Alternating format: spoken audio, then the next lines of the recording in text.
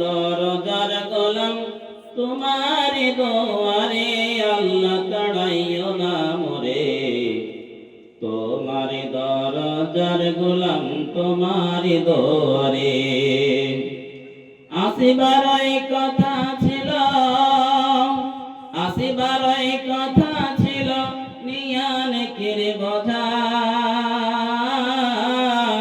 ভাগ্য দোষে আসতে হলো নিয়া পাপের বোঝা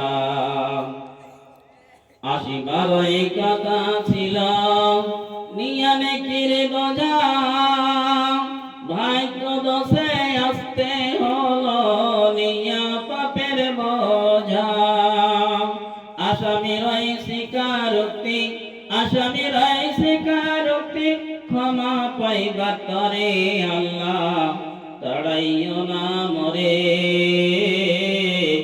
তোমারি দরজার গোলাম তোমারি দুয়ারে তোমারি দরজার গোলাম তোমারি দুয়ারে আল্লাহ তাড়াইও না মোরে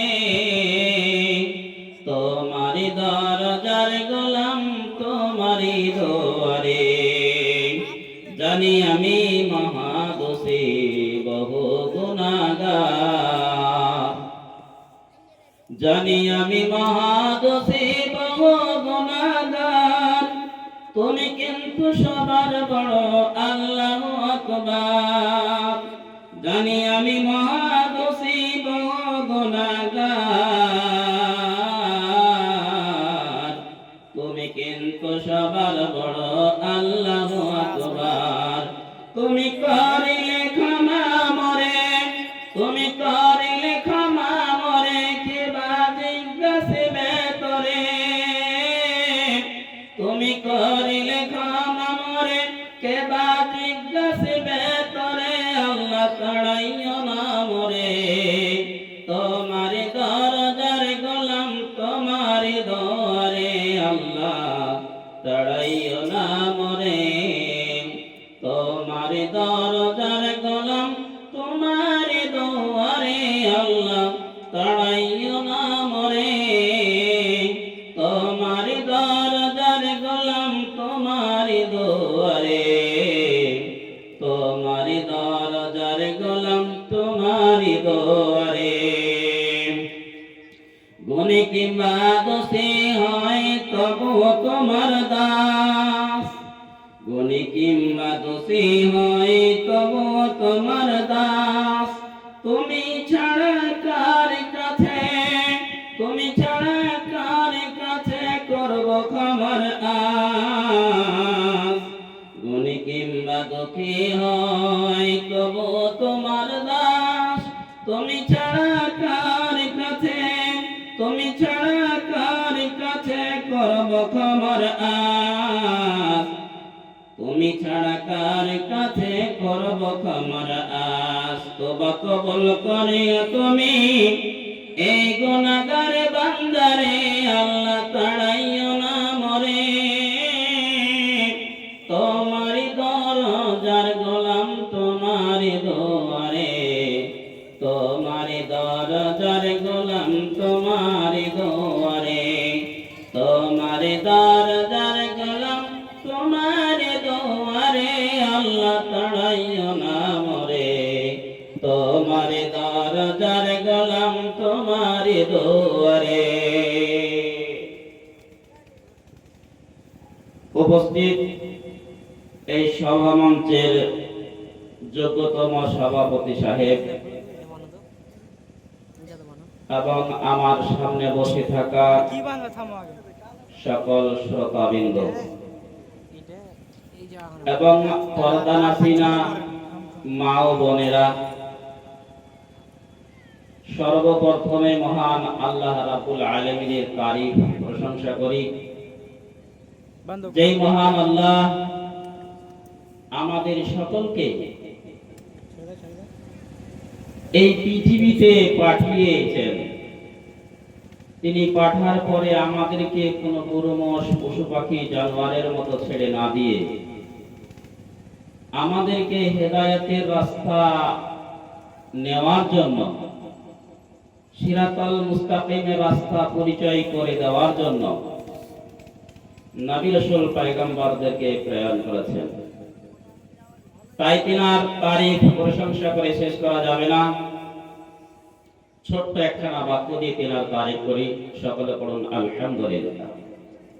তিনার পরে আমাদের শেষ নবী নবী মুহাম্মদ রাসূলুল্লাহ সাল্লাল্লাহু আলাইহি ওয়াসাল্লামের প্রতি শত কোটি শান্তির ধারা বর্ষিত হোক। আল্লাহুম্মা সাল্লি আলাইহি আল্লাহুম্মা বারিক আলাইহি।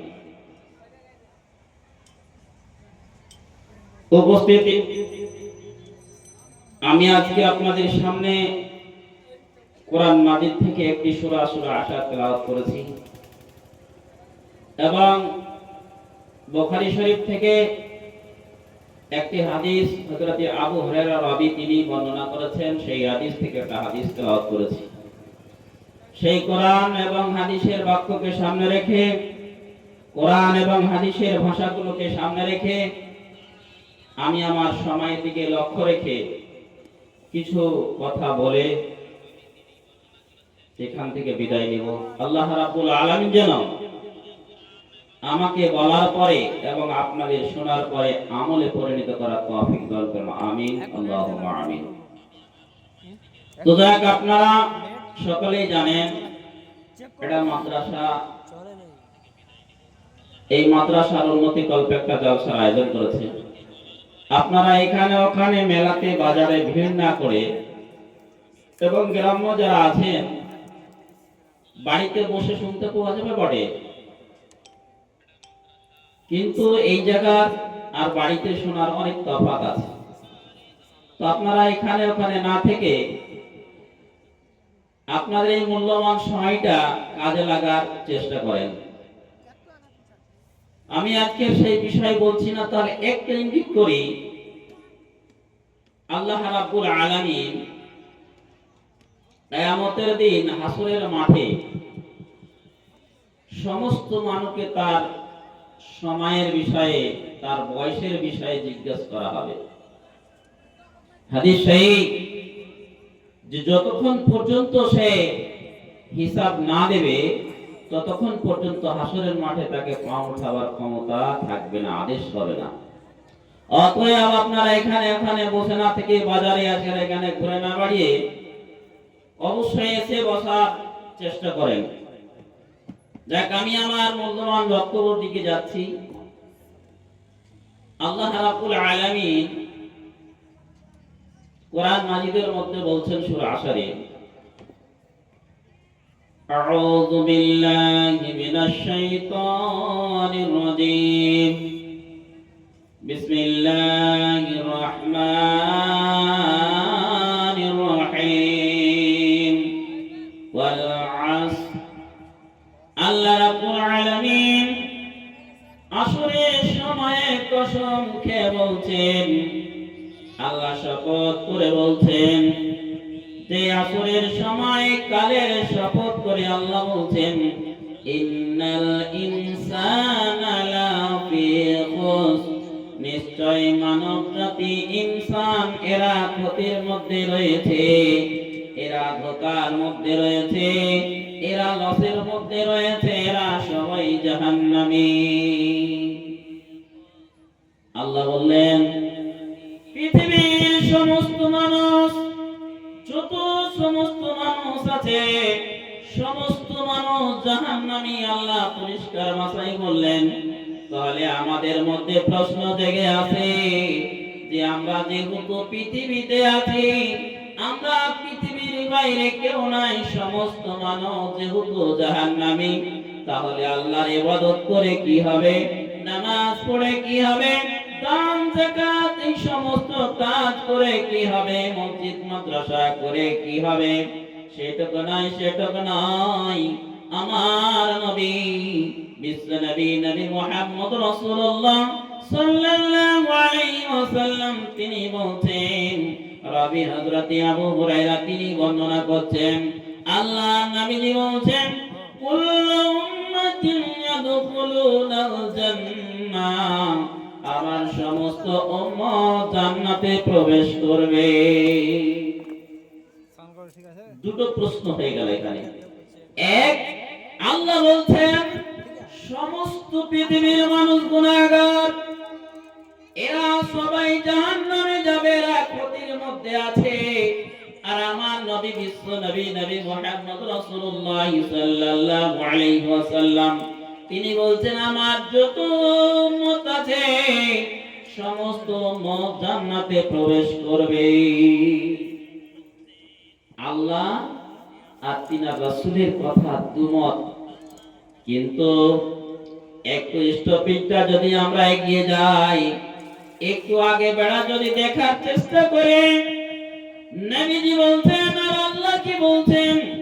আল্লাহ রাব্বুল আলামিনের নবী বলছেন কুল্লু উম্মাতিন ইয়াদখুলুনাল জান্নাহ, আমার সমস্ত উম্মত জান্নাতে যাবে ইল্লা মান আবা, যারা আবা এরা জান্নাতে যেতে পাবে না। যারা আবা ছাড়া আমার যত উম্মত আছে সমস্ত উম্মত আমার আল্লাহর জান্নাতে প্রবেশ করবে, কিন্তু আবা যারা তারা জান্নাতে যেতে পাবে না। আল্লাহ নবীকে জিজ্ঞাসা করা হলো কিলা ওয়া মান আবা, আল্লাহ নবী গো আবা কে? আবা কারা? কেমন তারা দেখতে, কেমন তাদের চেহারা, কেমন তারা কেমন হবে? আল্লাহ নবীজি বলছেন মান আতানি দাখালাল জান্নাহ, যারা আমার ইতাআত করবে, যারা আমাকে অনুসরণ করবে, যারা আমাকে মেনে নেবে তারা জান্নাতে প্রবেশ করবে। ওয়া মান আসানি ফাকাদ আবা, আর যারা আমাকে অগ্রাহ্য করে দেবে, যারা আমাকে অমান্য করবে, যারা আমাকে মানবে না তারাই হলো আবা। আর আল্লাহর নবী তার আগের বাক্যতে বলছেন আবা ছাড়া সমস্ত উম্মত জান্নাত যাবে। তাহলে আবা যারা ইনকার করেছে, আবা যারা অমান্য করেছে, আবা যারা আল্লাহ রাসূলকে ছেড়ে দিয়েছে, মানেনি, এরা জাহান্নামে যাবে। এরা ব্যতীত আল্লাহর নবীজি বলছেন সমস্ত উম্মত আমার জান্নাতে প্রবেশ করবে। তাহলে আবার বিষয় একটু লম্বা আলোচনা করা যায়। এবার এগিয়ে যায় আল্লাহ রাব্বুল আলামিন সূরা সারে বললেন সমস্ত পৃথিবীর ইনসান যত আছে সমস্ত ইনসান গুনাহগার, সমস্ত ক্ষতির মধ্যে আছে, এরা সবাই জাহান্নামে যাবে, এটা আল্লাহ বললেন। তারপরে আল্লাহ রাব্বুল আলামিন বলছেন ইল্লাল্লাযীনা আমানু, যারা আমার উপরে ঈমান এনেছে, বিশ্বাস স্থাপন করেছে, যার ভিতরে ঈমান আছে, যার ভিতরে বিশ্বাস আছে, আল্লাহর বিশ্বাস ঢুকে গেছে, সেই ছাড়া তারপরে আল্লাহ রাব্বুল আলামিন বলছেন ওয়া আমিলুস সালিহাত, দ্বিতীয় নম্বর গুণ আল্লাহ বলছেন যার ভিতরে সালেহ আমল আছে।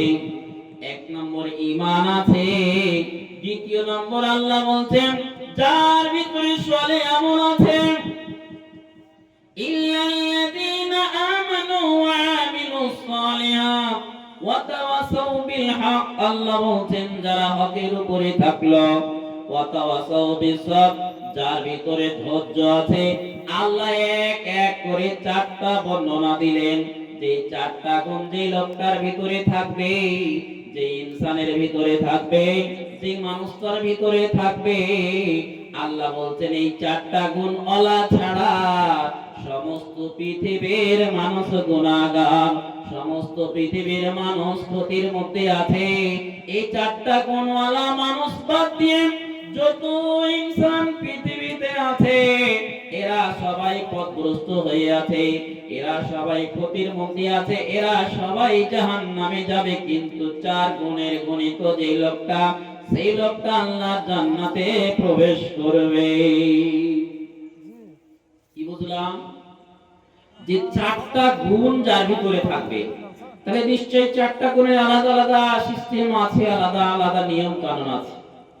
এবারে গিয়ে যায় আল্লাহ রাব্বুল আলামিন বললেন আমানু, যারা ঈমান এনেছে, বিশ্বাস স্থাপন করেছে। ঈমান কত বড়, কেমন জিনিসটা জিনিসটার রংটা কেমন দেখে নন। ঈমান এনেছে আর ঈমান পেয়েছে। ঈমান আনা একটা, আর একটা হচ্ছে ঈমান পাওয়া, দুটো বিষয়। পাওয়া যেটা, যেটা আমরা ধরে নেন পৃথিবীর মিশাল, বাপ যখন মরে যায়, বাপের যে সম্পদ সম্পত্তি থাকে, ধন দৌলত থাকে, ওটা তার ছেলে মেয়ে স্ত্রী এক কথায় ওয়ারিশেরা যেটাকে ভাগ পায়, সেটা পেয়ে গেছে, এটা পাওয়া। আরেকটা হচ্ছে নিজে কর্ম করে খেটে কিছু কামাই করে জমানো। এই দুটো তফাৎ আছে। কেমন তফাৎ আছে? যে নিজে আমি বাবার সম্পত্তি পেয়েছি, এই বাবার ওয়ারিশান সম্পত্তি পেয়ে এই সম্পত্তিটা যখন আমি বিক্রি করতে যাব, কোনো ব্যথা হবে না, কারণ আমি তো কষ্ট বুঝিনি। যেই জমিটা আমি কিনেছিলাম, এই সম্পদটা করেছিলাম, তো আমার এই দুঃখটা এই কষ্টটা হয়েছিল, আমার তো কষ্ট নেই, আমি ওয়ারিশান সূত্রে পেয়েছি। আর যেটা নিজে কামাই করেছে, যেটা নিজে কষ্ট করে জমা করেছে, সেই সম্পদটা যদি বিক্রি করতে যখন যাবে, তখন সেই লোকটা অনেক ভাববে, চোখ দিয়ে ঝরঝর করে জল আসবে। কি বলে? যে আমি এত কষ্ট করেছিলাম, এই জমিটা যখন কিনেছিলাম, আমার বাড়িতে খাওয়ার ছিল না, 2-4 মণ ধান ছিল, কিছু একটা সোনার গয়না ছিল, এত সব কিছু বিক্রি করে এই সম্পদটা করেছিলাম। কিন্তু আজকে আমি কোনো কারণবশত, কোনো সুবিধা অসুবিধার ক্ষেত্রে আমি এই সম্পদটা যখন বিক্রি করবেন, নিজের কষ্ট করে সম্পদ তৈরি করাটা, তখন আপনার চোখে আর অশ্রু ধরে রাখতে পারবেন না, আপনার চোখে পানি ধরে রাখতে পারবেন না, ঝরঝর করে জল চলে আসবে, ওই কষ্টটা আপনার চোখ সামনে হাজির হয়ে যাবে। ঈমান এমন একটা জিনিস, আল্লাহ রাব্বুল আলামিন বলছেন, আমানু, যারা আমার উপরে ঈমান এনেছে, যারা আমরা ঈমান এনেছি তাদের বিষয়, আর ঈমান পেয়েছি। কেমন ঈমান পেলাম? ঈমান যদি আমরা আনতাম, তাহলে আমাদের ভিতরে কি গুণগুলো থাকতো, এই 3টে গুণ থেকে যেত। ঈমান যদি আমরা আল্লাহর উপরে আনতাম, পাওয়া না হয়ে আনতাম, তাহলে আমার ভিতরে 3টি গুণ পাওয়া যেত। আমালে সালেহ পাওয়া যেত, হক পাওয়া যেত, সবুর ধৈর্যটাও পাওয়া যেত। কিন্তু আজ আমার ভিতরে আমালে সালেহ নেই, আমার ভিতরে ধৈর্য নেই, আমার ভিতরে এই 3টি গুণ নেই। কারণ হচ্ছে আমরা ঈমান আনিনি, আমরা ওয়ারিশ সূত্রে ঈমান পেয়েছি। দাদু ছিল মুসলমান, বাবা হয়েছে মুসলমান, তার ছেলে আমি মুসলমান, ওয়ারিশ সূত্রে আমরা ঈমান পেয়েছি, ঈমান আনি নাই। ঈমান যদি আনতাম, নিশ্চয় নিশ্চয় আমরা আরো 3টি গুণ আমার আপনার ভিতরে থাকতো, কেউ সরাতে পারতো না।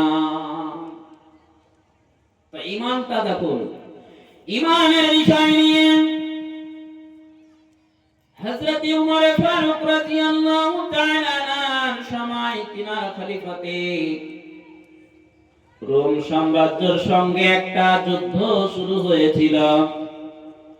রোম সাম্রাজ্য, রোম বাদশার সাথে যখন যুদ্ধ লাগলো, উমারের খলিফাতে যুদ্ধ শুরু হয়ে যাবে, তখন যখন হযরত ওমর ফারুক রাদিয়াল্লাহু তাআলা আনহু তিনি যখন কিছু সঙ্গী সাহাবাদের রাসূলকে রাসূলের সাহাবা পাঠালেন, একজনকে দায়িত্ব দিয়ে পাঠালেন, নাম হলো আব্দুল্লাহ ইবনে হুযাফা। আব্দুল্লাহ ইবনে হুযাফাকে হযরত ওমর ফারুক রাদিয়াল্লাহু তাআলা আনহু তিনি দায়িত্ব দিয়ে, তিনি গভর্নর বানিয়ে তার হাতে সব কিছু সঁপে দিয়ে যখন তাদেরকে পাঠা হলো, যাও তোমরা যুদ্ধের ময়দানে যাও, রোম সাম্রাজ্যের সাথে যুদ্ধ চালাতে হবে, তার সাথে আজকে যুদ্ধ হবে, এই জন্য পাঠা হলো। দায়িত্ব সমস্ত সঁপে দেওয়া হলো। যেমন এখন এই জালসার দায়িত্ব দেওয়া হয়েছে সভাপতি সাহেবকে, যে সভাপতি সাহেব কি করে জালসাটা চালানো যাবে, কেমন ভাবে চলবে, আপনার উপরে দায়িত্ব থাকলো, আপনি সেই দায়িত্ব হিসাবে আপনার দায়িত্ব পালন করুন। সেই মতোই হযরত ওমর ফারুক রাদিয়াল্লাহু তাআলা আনহু তিনি কি করলেন, আব্দুল্লাহ বিন হুযাফাকে দায়িত্ব দিয়ে দিয়ে পাঠালেন রোম দেশে রোমের বাদশার সৈন্যদের সাথে যুদ্ধ করার জন্য। যুদ্ধ ঘোষণা হয়েছে, যুদ্ধ হবে। রোম বাদশা বলছে, ওই সাম্রাজ্য বাদশা রাজা বলছে তার সৈন্যদেরকে বলছেন, এই আমার সৈন্যরা তোমরা শোনো, তোমরা মুসলমানের সাথে যুদ্ধ করতে যাবে। উমর ফারুকের সৈন্যদের সাথে যুদ্ধ করতে যাবে। যুদ্ধের ফলাফল যাই হোক না হোক কেন, আমরা যুদ্ধতে তোমরা জয় হবে না তো ক্ষয় হবে, ভালো হবে না তো ফল খারাপ হবে, আমি সেটা দেখতে চাই না। আমি একটা জিনিস দেখতে চাই, যে তোমরা যা হবে হয়ে যাক, কিন্তু কিছু মুসলমানদের মধ্যে থেকে কিছু লোককে আমার কাছে ধরে আনতে হবে, আমি তাদের ঈমান পরীক্ষা করব। বুঝুন একবার, যে রোম বাদশা একজন ইহুদি, সে বলছে মুসলমানদের মধ্যে কিছু লোককে ধরে আনবে, তার আমি ঈমান পরীক্ষা করব। তাহলে তারা ঈমান আনেনি, কিন্তু তারা বুঝতো যে মুসলমানদের ওয়াদা কেমন, মুসলমানদের নিয়াত কেমন, মুসলমানদের ঈমান কেমন, তাদের ভিতরে এত ছিল। তাই এইভাবে বুঝিয়ে তাদেরকে সোপে দিয়ে পাঠানো হলো। এবার এইদিকে রোমের সৈন্য, এই দিক থেকে হযরতে খলিফাতুল মুসলিমিন ওমর ফারুক রাদিয়াল্লাহু তাআলা এর সৈন্য, দুই সৈন্য যুদ্ধ চলছে চলছে চলছে, যুদ্ধ চলতে চলতে তারা হেরে যায়। এবার তার থেকে বেশ কিছু লোককে ধরে আনলো রোম সাম্রাজ্যের, রোম বাদশার কিছু সৈন্য এর মুসলমানদেরকে ধরে আনলো। ধরে আনার পরে এবার তাদেরকে ধরে আনার পরে কয়েদখানাতে রাখা হয়েছে, জেলখানায় রেখে দিয়েছে। রেখে দেওয়ার পর রাজাকে খবর হয়ে গেল, বাদশাকে খবর হয়ে গেল, বাদশা নামদান, রোম দেশের সাম্রাজ্য রাজা, আপনি যে ওয়াদা দিয়েছিলেন আমাদেরকে, আমরা ওয়াদা পূর্ণ করেছি। আপনি যে বলেছিলেন কিছু মুসলমানকে ধরে আনতে হবে, আমরা মুসলমানদের মধ্যে থেকে কিছু কিছু লোককে ধরে এনেছি, এই জেলখানার মধ্যে আছে, এই জেলের মধ্যে আমরা বন্দী করেছি। এবার আপনি যা করার তাদের সাথে করেন। বাদশা খবর পেল, খবর পাওয়ার পর বাদশা বাড়ি আসলেন। বেরিয়েছে, দেখছে হ্যাঁ বেশ কিছু লোককে তো ধরে আনা হয়েছে। এবার বাদশা আলোচনার মধ্যে নিয়ে যাচ্ছেন। এবার সমস্ত জেলের মধ্যে যারা আছে, কয়েদি হয়ে আছে মুসলমানেরা, এদের মধ্যে বলছে, তোমরা বলো তো দেখি, তোমাদের মধ্যে দায়িত্ব কার হাতে আছে? তোমাদের মধ্যে সেনাপতি কে? বলো, তোমাদের মধ্যে সেনাপতি কে আছে? বলো বলো, তোমাদেরকে আমি বলছি, বলো। এবার হঠাৎ করে একজন যুবক দাঁড়িয়ে গেছেন, দাঁড়িয়ে গিয়ে বলছেন, রোম দেশের বাদশা, রোমের রাজা, আমি হলাম সেনাপতি, এই যুদ্ধের সেনাপতি উমর ফারুক রাদিয়াল্লাহু তাআলা আমার ঘরে চাপিয়ে দিয়ে পাঠিয়েছেন, আমি হলাম সেনাপতি। নাম হলো আব্দুল্লাহ বিন হুযাফা, নামটা আব্দুল্লাহ বিন হুযাফা বলছেন, আমি হলাম এই সেনাপতি, এই কাফেলার সেনাপতি, এই যুদ্ধের দায়িত্বের সেনাপতি হলাম আমি। আব্দুল্লাহ বিন হুযাফা দাঁড়িয়ে যখন গেছেন, এবার রোম বাদশা বলছে, ওই ছেলে তুমি আমার কাছে এসো, আমার পাশে এসো। মানুষ হতভম্ব হয়ে পড়েছে, আজকে যেই শত্রুদেরকে নিয়েছে কয়েদ করা হয়েছে, জেলের মধ্যে রাখা হয়েছে, আর সেই শত্রুকে বাদশা কি করে নিজের পাশে রাখতে পারে? মানুষ হতবাক হয়ে গেছে, হতবাক। এবার আব্দুল্লাহ বিন হুযাফা তিনি এক পা দুই পা করে রাজার পাশে এসে বসে গেলেন। রাজার পাশে এসে বসেছে। এবার রোম সাম্রাজ্য রাজা বলছে, আচ্ছা তোমার চেহারা কত সুন্দর, তুমি কত ভালো মানুষ, তোমার উপরে আমার এত মায়া মমতা, তোমার সাথে আমার এত বন্ধুত্ব পেতে গেছে, তোমার চেহারাটা এত সুন্দর, আমি দেখে আমার অটোমেটিক্যালি তোমার উপরে আমার মায়া বসে গেছে। কি করতে হবে? তোমার উপরে আমার মায়া বসেছে। এইদিকে খলিফাতুল মুসলিমিন হযরত ওমর ফারুক রাদিয়াল্লাহু তাআলা আনহুর সাহাবা,